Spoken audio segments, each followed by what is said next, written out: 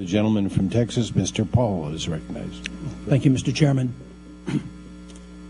You know, since the 1990s, we've had a bipartisan foreign policy dealing with the Middle East. And that has been essentially our goal was to remake the Middle East.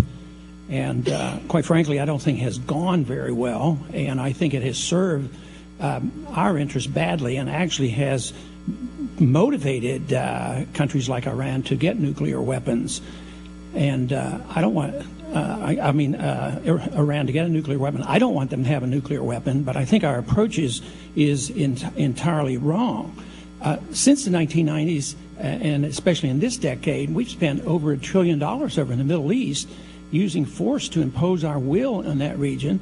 It was supposed to help protect our oil. People were worried about our oil. It used to be, back then, $25 a barrel. Now it's $125, $130, even up to $140 a barrel. And we never seem to stop and pause and ask questions. Maybe we're on the wrong track. You know, our policy over there now was designed as a consequence, especially since 9/11 and Osama bin Laden. Yet Osama bin Laden has written very clearly what he would like to do to America. He would like to spread our military around to weaken us. He would like to drain us financially. He would like to build up anti-American sentiment around the world. He would like to divide us here in this country. And 68% of the American people now want us out of there. They don't even want us in that war. And the Iranians are an enemy of the Osama bin Laden. We weakened the Taliban, which was an enemy of Iran, and we virtually have given southern Iraq to the Iranians. But we never seem to pause and say, could we be on the wrong track in our policy? But we march down the same road. The same rhetoric we hear constantly in the media today is the same rhetoric we heard in 2002 about our march to war in Iraq. And this never seems to stop. And for all the reasons we went into Iraq, it turned out, no, it didn't turn out they were true.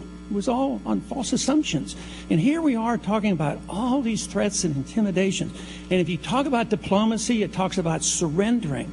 But you know, when we had the missile crisis in 1962, you know, Kennedy went to Khrushchev and he talked to him. And he says, on condition that you get the weapons out of Cuba. No, if he'd have said that, there would have been no discussion and we wouldn't have taken the missiles out of Turkey and we wouldn't have had a resolution of that. But today we say, yes, we'll talk to the Iranians on the conditions that they stop doing what is legal under the NPT. They are legally allowed to enrich uranium.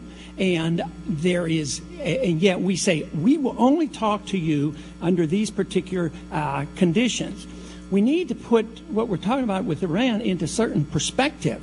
They do have a right to enrich, which has been never mentioned in the media.